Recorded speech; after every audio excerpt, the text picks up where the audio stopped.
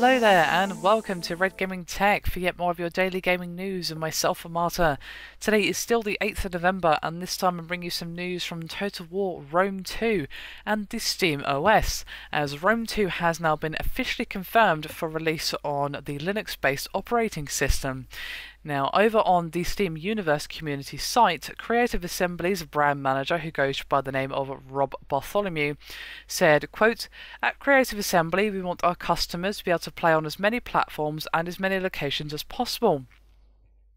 So today, we are announcing future support for both SteamOS and the Steam controller.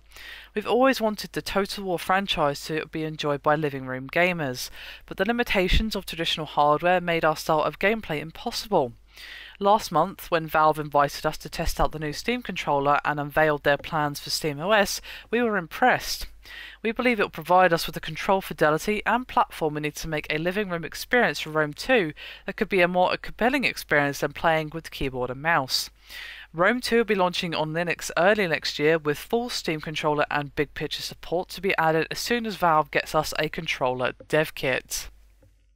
So this is rather interesting news, to say the least. I personally think that it being on SteamOS and having the Linux support can only be a good thing, and of course we'll get the game out to many people and may even open it for Steam machine use, of course, as you might imagine, but of course we'll give you the chance to still enjoy the game on Linux if you perhaps want to switch over to the SteamOS. The only thing that is really intriguing to me though is the idea that this will actually have Steam controller support. Now, I know the Steam controller is rather unusual in terms of the setup that it has, and it has these sort of mouse trackpads and it has these little programmable touchpads on the front and things like that.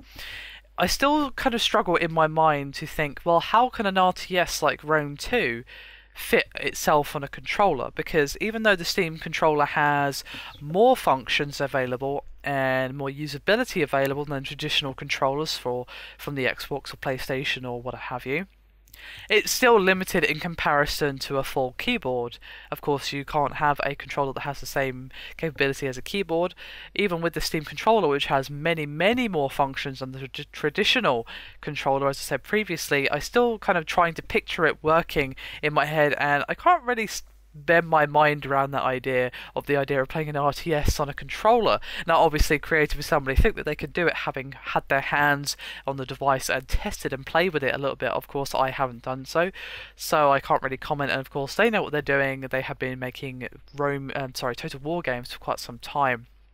So obviously they're confident that they can do it. I'm just trying to picture how that's going to work, and to be honest, I can't really do it, but I don't know. It's going to be interesting to see. I think that's going to be one of the more interesting and testing applications of the Steam controller.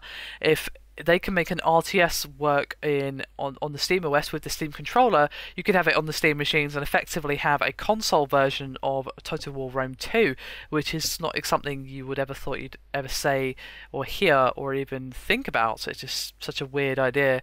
But it'd be interesting to see how well it actually translates to that kind of environment. Anyway, that is me done for this video. Hope you've enjoyed it. Thank you very much for watching, and I'll see you next time.